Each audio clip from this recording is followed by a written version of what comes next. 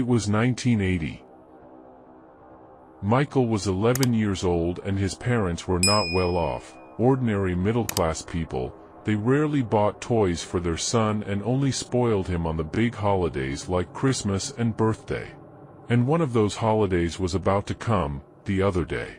Michael's 12th birthday. The parents threw a party for their son. They invited Michael's friends and acquaintances. It cost a lot of money for a big festive table, but Mom and Dad decided that their son would have a great party this year, despite the financial difficulties. Michael was overjoyed, playing with the kids, eating the sweets his parents rarely bought him and looking at the stack of presents in the corner of the room. Finally his parents called him to open the presents. Michael eagerly opened the biggest present, a gift from his parents. He ripped open the wrapping and saw that it was a VCR. He was happy because all his friends already had VCR, but now he had one too. The boy hugged his parents and went to look at the rest of the presents. There were many videotapes, because his parents had warned his friends in advance. The videotapes had different cartoons that Michael liked and there were also different movies, but among them Michael noticed that there was one tape without a title on the box. He thought it was strange, but he was so busy with his other gifts that he didn't pay attention on that.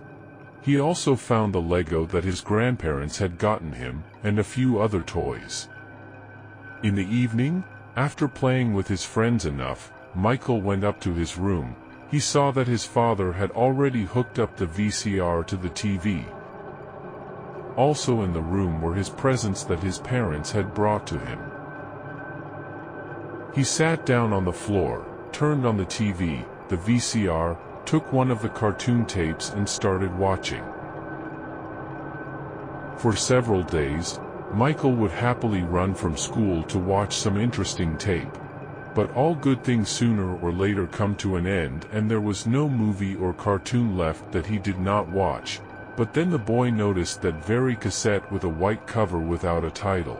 From that Michael became curious, and without thinking long, he stuck that cassette into the VCR.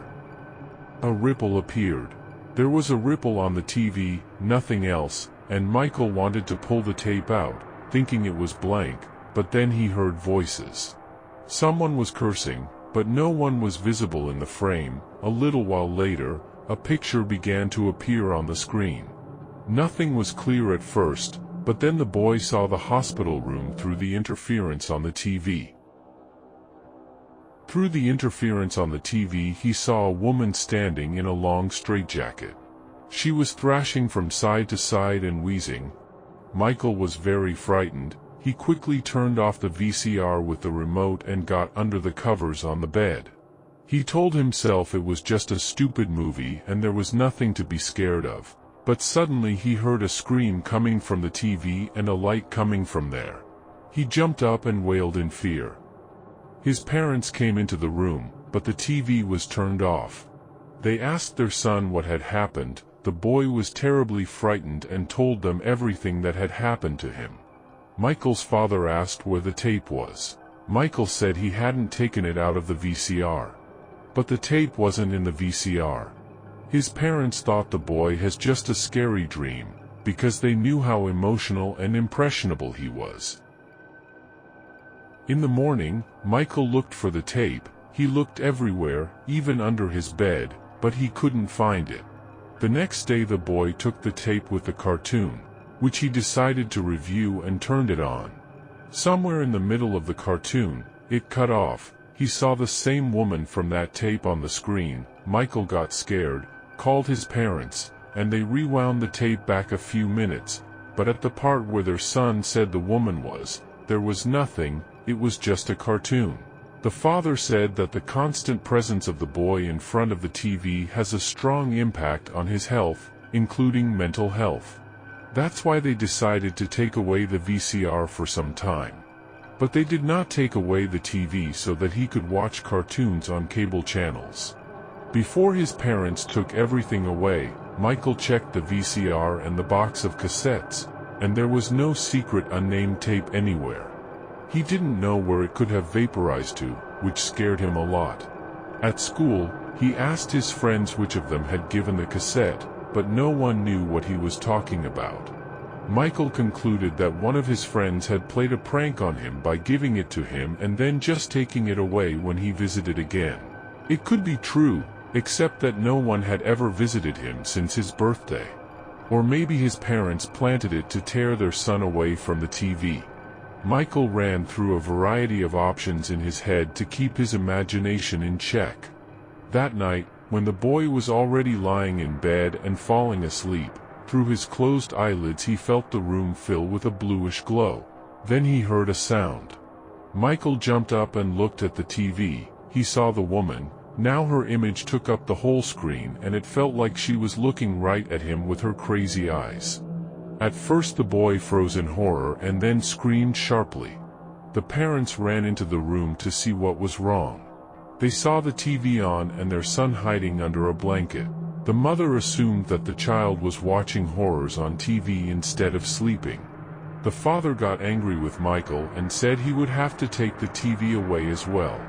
The boy may have wanted to say something back, to explain, but he was so scared he couldn't utter a word.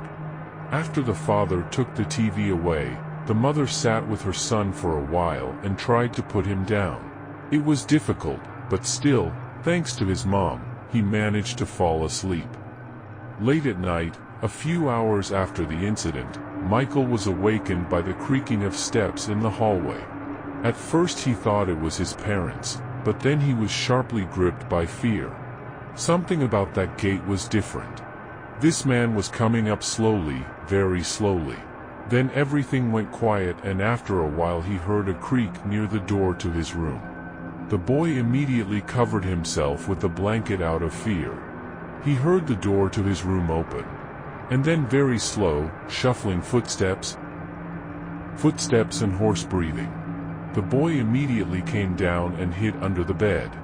And the creature kept coming closer and closer. The footsteps fell silent at the very headboard of his bed. Only breathing could be heard.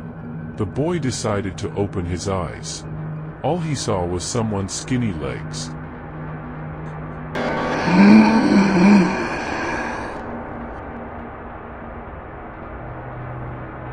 A few days later, the bodies of a man, a woman and their son were found in the house. No signs of violence were found on the bodies. They looked like skeletons covered in skin, like someone had sucked them dry.